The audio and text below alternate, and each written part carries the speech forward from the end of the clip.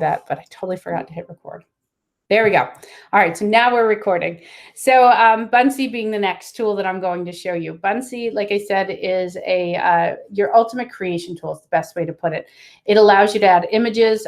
You'll have images with interaction, with activities. It allows you to add video, and you can add audio. It does some really cool things. So I'm going to take you out to the website. Just to their Buncee Ideas Lab first. And the Ideas Lab is free for you guys to kind of explore. And what it is it's all ideas that educators just like you guys and myself have said, hey, here are some things we're doing in the classroom. So you can filter it on the left by topic, or if you don't want to do it by that, you could do it by grade level, or you can just hit search on the top corner, and that's going to allow you to search things. So maybe you're into reading. We did a lot of math, so let's go to reading. So I'm going to come here, and they've got 46 different activities that somebody has used the word reading in. So keep a remote learning reading journal is on there. Share what you're reading. Celebrate Banned Books Week. Encouraging reading by making your own librarian book reviews. Critical reading skills. I'm going to show you immersive reading in a little bit. World Read Aloud Day, creating bookmarks. So there's all of these different activities that are built in that are really, really good. So I'm just going to grab one. So let's do this infographic because Amy's great.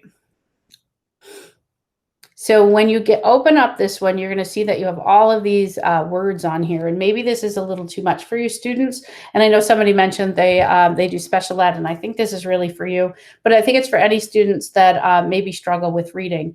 You'll notice at the top of my screen in Buncee that it has this little book icon, and what that book icon is, wherever you see it, is Immersive Reader. An immersive reader is something that's owned by Microsoft, but Microsoft has partnerships with other companies to use it. Nearpod being one of them, Buncee being one of them. And since nobody asked, Buncee is EdLaw 2D compliant. They've signed the ERIE 1 contract. Immersive Reader is built into Nearpod, Buncee, a couple others I'm going to show you. And there's also a Chrome extension I'll show you as well.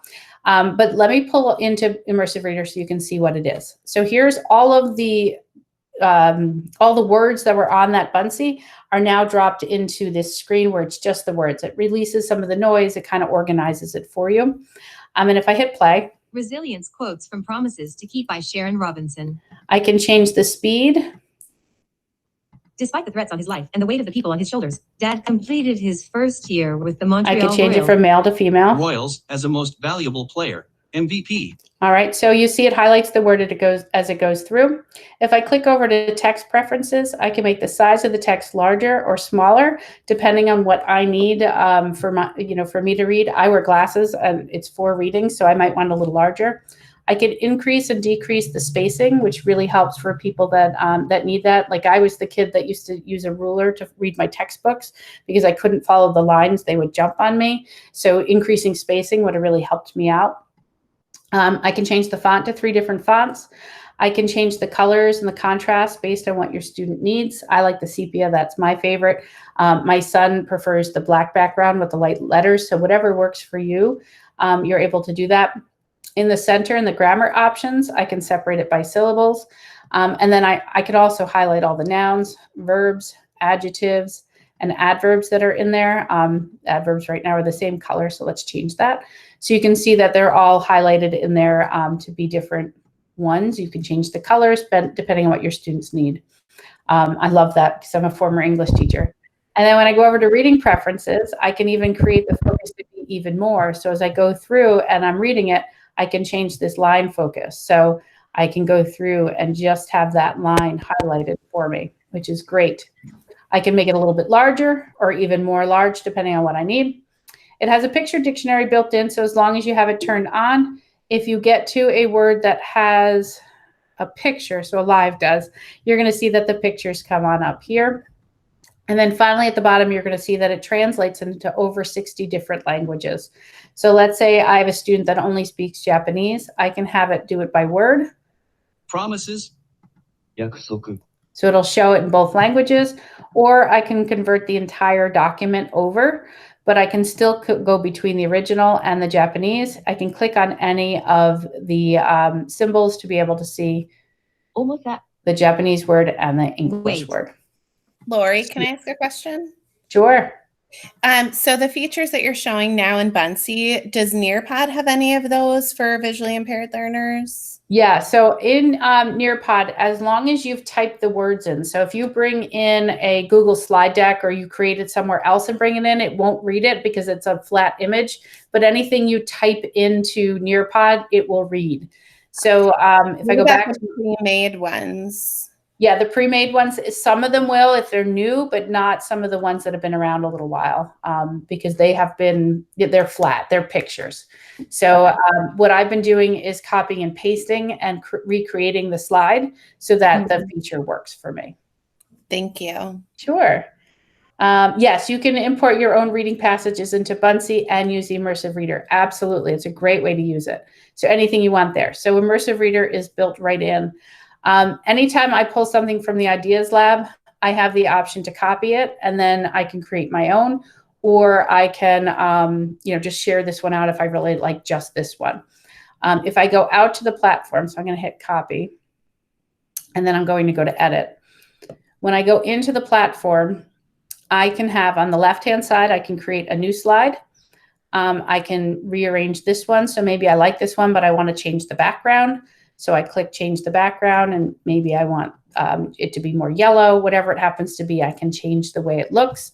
I have on the right-hand side, the plus. This gives me all of the features that you can add to a Buncee. So your text box, that's where you're going to copy and paste it in. You have shapes, you can draw right on it. Right now there's a Bob Ross picture competition going on with all of us in Buncee. I haven't finished mine yet, or I would share it, but once it's done, I'll share it out. Where you can actually draw. They have 3D images that will actually turn. Buncee animations have movement. So they usually have them for different seasons. So there's the rabbit, but they have different categories. So if you see down the side, you can go to the art category or the education category, anything you want, and you can really see some different things. So if you're making picture dictionaries or word ones or whatever it happens to be, you'll see that each of them has some different animations to it. If you highlight it, that will allow you to add it and it drops it right into your screen. So really easy to make. The Ideas Lab has hundreds and hundreds of ideas that are available for you. Any questions on Buncee? Okay, we're going to keep moving on because I got a lot of other ones to show you. My next favorite one is Seesaw, and I love Seesaw anyway, but Seesaw Activities takes it to a whole new level when you're talking about student engagement. So if I go to app.seesaw.me, actually, I'll take you there too. If I hit the next slide, it'll take you over to the web page. So web.seesaw.me is going to bring you to their home page. And you'll notice there's a banner right at the top of your screen that says, click here for resources to support student remote learning. You're going to want to go to that website for resources on how to get started, how to get your kids signed up. Here's information for you to give to your families to be able to use it. But once you're on the platform, if you click and you've set up your class and all that, and again, there's webinars every day on Seesaw on how to use it. So hop on and grab those, and there you can get them right from this web page. They'll have the resources for teachers, and then you go down and it has their calendar of live webinars, and they really are every day. I'm actually in there this week helping out with some of the questions on it. So yeah, they're really fast-paced kind of webinars to give you an overview, or they have self-paced training that goes a little bit slower to kind of walk you through it. But what's really great about Seesaw in the add button are these activities. And these are all, again, teacher-made. And it opens up to your library, but you're going to click over to the community library because that's where everything is. You're going to pick your grade. So maybe I teach 6th grade and I teach English language arts. It's going to show me I have 819 different activities that I can look at. I know that remote learning has been added in different sections. So if I go out of here actually, and I put in all, at the top, it's going to have a remote learning section. And maybe they didn't for 6th grade. Let me go back to all. Here we go. Home learning ideas for K through 5, home learning ideas for older students, and creating some routines. So all of them are in there. And then you can see ones that are popular this week. So the ones with Mo Willems have been very popular, making a family game, some Play-Doh math, different activities that you can do with your students. Here's a writer's workshop one. And when you click on any of these, so let's grab this Mo Willems since it's the most popular one right now, you'll see that it gives you the directions here. This one doesn't have it, but some of them will have a recording of the directions. And all you have to do is like it to keep it in your library. So you just click on that and it shows right at the bottom. And then I can click assign to class and I can pick which class I want to assign it to. When I click assign to class, it's going to say, all right, it's there. What would you like to do? And then I can view that activity right in my activities tab in Seesaw. Your students will be able to add a response. And, so I'm the sample student here. So they're going to see the instructions on the top of what they have to do. So they're going to doodle a picture. They're going to watch the episode. And then they're going to create their own pictures. So they're going to go right into the drawing tool. They're going to use all of these amazing tools that are here for you to use to draw their actual picture. All right, so maybe they make a sun. This is my level of art right here. All right, so they create their picture. Then they're going to record their voice explaining their picture. And then when they hit the green check, it's going to save it. And it's going to put it right into their folder under their student, under their name. So all of that goes in there. So really great to be able to use Seesaw. All the activities are already done for you to really gather that feedback. And remember I said, I really like to focus on things that students are creating. You can't create any better than in, well, first Buncee where you're doing all the creative things, but also showcasing your learning here in Seesaw. So both of them are fabulous tools. Questions on Seesaw? I sound like Angela. Angela's kind of your go-to trainer with Seesaw, and that sounded just like how she says it. So, all right, keep them coming in the chat. I'm going to keep moving forward because we only have about 15 more minutes left, and I want to make sure I get through the other ones that I have. The next one is Flipgrid. Flipgrid has a great resource center, so I'm just going to log in real quick here. And I'm going to show you where you can find different activities. So I'm in the the Flipgrid Disco library, and Disco is short for Discovery. So it has all of these learning from home activities, the Met, using Wonderopolis, which I didn't mean to do that, sorry. The Wonderopolis one, it's going to show all of these ones that people are doing for at home that you can make a copy of and do with your own kids. So, emoji book talks, would you rather with math, reading fluency practice, a joke of the day, tongue twister challenges, become an inventor. So all of these are great ones that students can do. If you're not familiar with Flipgrid, it's all video based. It's no other part other than video. So the students record themselves and they can have conversations with each other. You can lock it down to your classroom so others can't get in. When we're talking about being compliant, Seesaw and Flipgrid, I would say use with caution. Neither of them are EdLaw 2D compliant yet. I know Seesaw has signed, and I don't think Flipgrid has yet, but I believe Seesaw has signed with some districts, but they're not on the Erie One contract yet. Flipgrid, even though it's part of Microsoft, it has its own privacy policy. I would recommend that you have students sign in with a nickname or with a password that locks them just into theirs to keep it a little more secure. Any questions on Flipgrid? Drop them in the chat if you do, or unplug or unmute and ask. Okay, the next one is EdPuzzle. So somebody mentioned it earlier that they love EdPuzzle. I started using EdPuzzle years ago because it was great. It allowed me to use my videos that I already had, but it allowed me to gather information from students and make sure they can actually watch the video. It doesn't let them go forward on a video without them answering the questions that you embed in there. So you can see I just grabbed this great graphic that Sean Arnold put together, which is fabulous, which talks about all of the things that EdPuzzle does. But really what you're doing is grabbing whatever video you have, whether you made it yourself or you grabbed it from somewhere, and then you add in your own questions. So I'm going to go out here to EdPuzzle just to give you a quick view of what it looks like. I'm going to log in. I'm not going to join that class. Come on. All right, let's do this. EdPuzzle. All right, log in. And my Google. So as a teacher, this one links right to Google Classroom with ease. You can drop your classes right in here. And what you do is you create a video, or you grab a video, and they already have videos already made for you. So you can go out to YouTube, and you can pick anything you want. So here's one on meiosis. And let's say this is what you were studying. And then you can play the video, and then you can add, this one doesn't have any. So I'm going to grab one that maybe has, I'll go to mine. You create these little stops along the way. Here we go. See how it has these little stops along the way? Every time you get to that stop, it won't let me go into it. But every time you get to it, see over here, it has a multiple choice or an open-ended question. So each of these are stops along the way that students have to complete before they can go forward. If you do it as multiple choice, it will grade it for you and give you that information to send right back to Google Classroom. So EdPuzzle is fabulous for video lessons. That way you know your students actually actively watched the video, because they can't go forward without it. And if you ever want a really great video to introduce them to it, Famous Failures is a great one, because it talks about all these people who failed at something but became somebody great. And then all of my questions are, you know, if I get to the first one, will let me. No, it doesn't let me skip.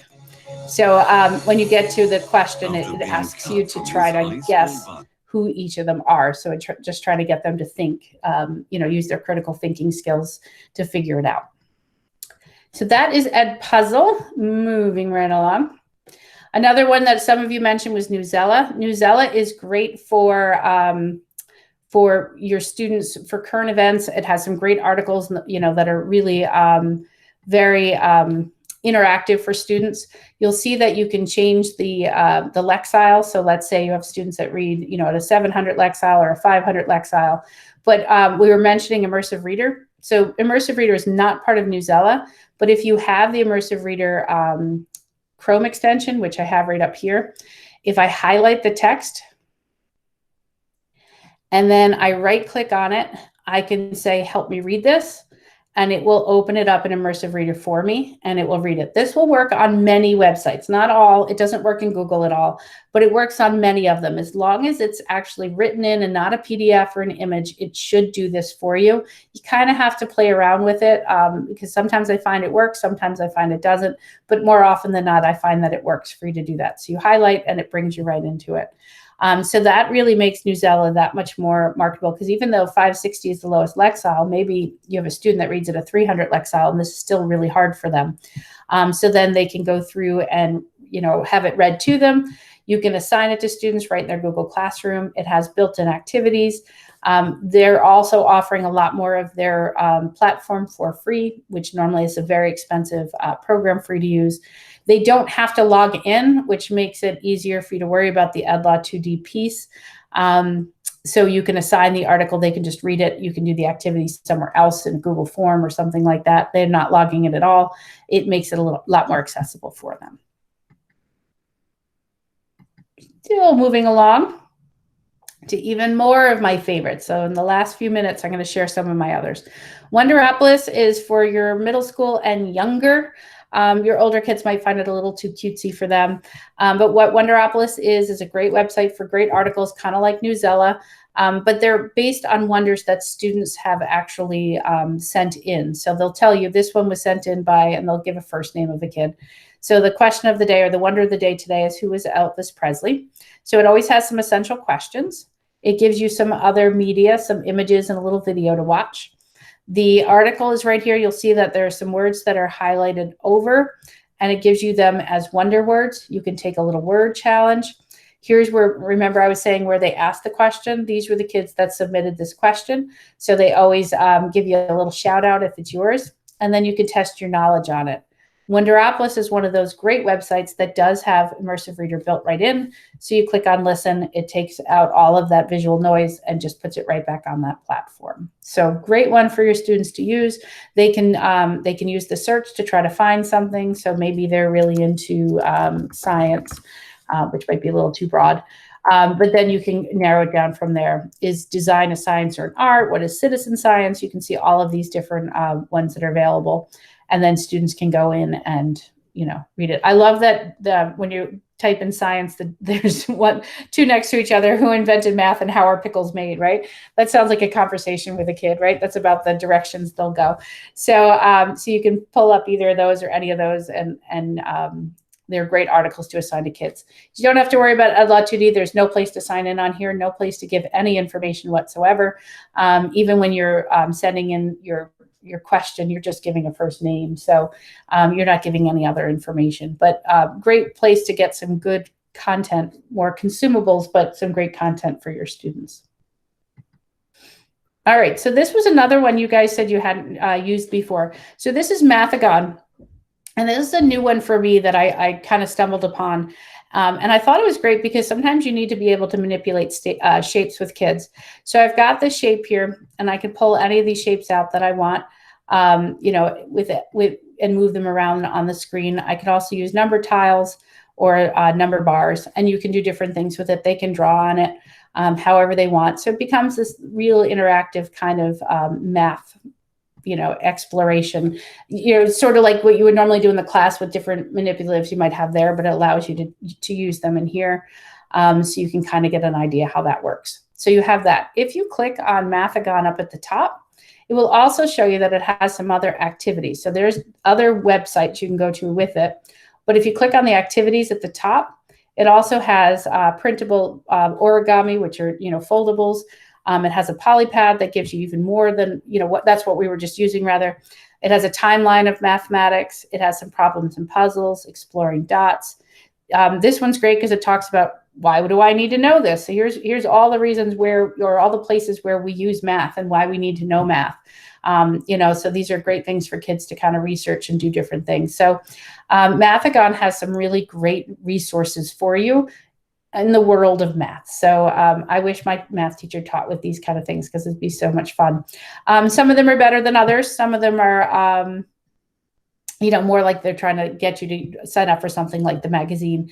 But you can take a look at some of the ones that are going on and play around with them before you assign them. Tanagram builders are great. So you just click open, it brings you right to it. And you can tap any tile to rotate it and move it around and do different things with it. All right, so you can move them around to try to make your different shapes. All right, so that is MathAgon. Any questions in our last 5 minutes together? Go ahead and ask them. All right, the next one I'm going to show you is Kami. Kami is, this is the question I get asked the most when I do any kind of webinar, and I'm shocked that nobody's asked this yet, but Kami allows you to write on a PDF. And a lot of teachers said, boy, I'd really like to be able to do that, like give them a normal worksheet I would do in class and have the kids write on it. They do have to create accounts in here, so be careful. It is not EdLaw 2D compliant, so double check with your administration whether or not it's something you can use. But you grab any document that you have. So I'm just going to grab something in here once it wants to load. I don't know what I have in here, so we'll see what it comes up with. Come on. What if I type in something? I always say I should have something prepared that's like easy to use, and I never think to do it after the fact. So, of course, I don't have a math worksheet in here. Let's say I have this graph. It's a terrible one to use, but you'll get the idea. And you can just put up a plain page here. So, oh joy, isn't this a fun one? But you can see on the right, I can put in a text box anywhere. So this one's just saying I don't own this one, so I got to switch it to a plain one. So I could add a text box anywhere I type in here. I can add a text box in. I can draw on the screen. I can add in shapes. There is an equation tool, so if you teach math, you can search symbols, and grab whatever symbol you want. And drop those in. So you can do whatever you'd like with it as you're going through. So you can build from there. You can merge documents. So if let's say you had a 50-page PDF and you only want to use page 3, you can crop that page right out and just use that. You can put in a plain page if you want. You can add a page, whatever you want to do. It saves right into your Google Drive. So nice little thing for you to use up there. The last one I'm going to show you here is, well, I'm going to show you two whiteboards. So this one is called Jamboard, and Jamboard is built into your G Suite. And you don't have to have the board to be able to use this. And what I can do is I can share this jam with all of you, and we can all edit within the same one. So if I click share, and I change the privacy to be anyone with the link can edit. All right, and I drop this in to the chat here. Any of you want to click on it, you can hop in. You can draw on the screen. You do get some options, some pretty basic ones, but you get some options of different colors. I can see you joining in. You guys can grab any of the tools. You can see you have different kinds of pens. You have highlighters, that sort of thing as you go through. I can add in Post-it notes. Change the color, and we could all be working collaboratively on the same page. All right, you can move these around, make them bigger, however you want. Or you can see up at the top of my screen, I can add more slides. So let's say I want one person to use this one. I'm going to have another person use a different one. Each student could be assigned their own slide and be working on it, or you can be working on it together as a collaborative jam.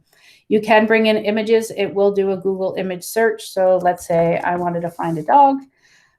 He's cute. Let's just grab him. You can drop that picture in, whatever you want. Just remember that everything on here is flat. It's not anything that students can manipulate around, like as far as like, it's not like you can put in a slide deck and do that kind of thing.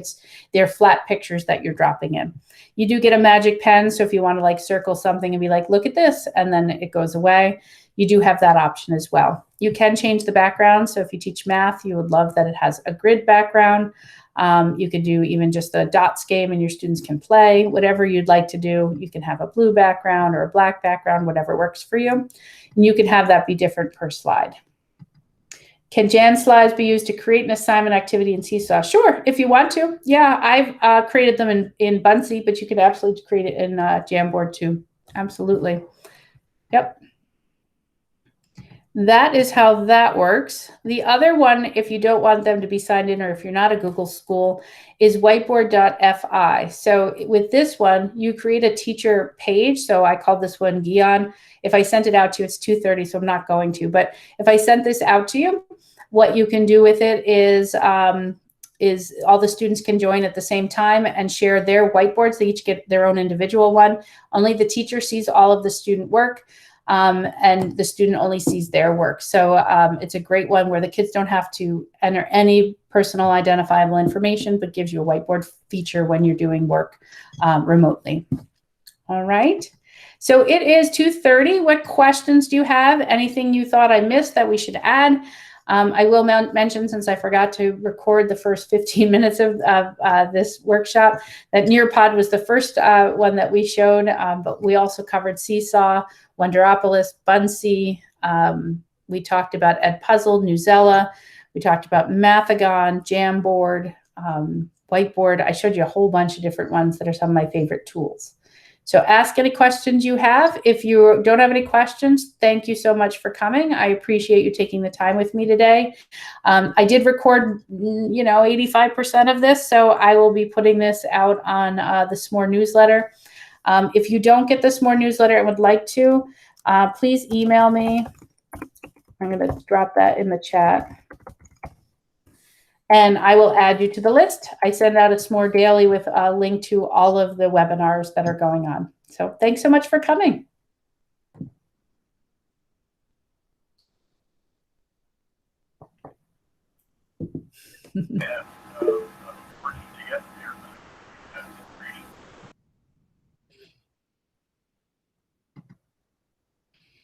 Have a great day.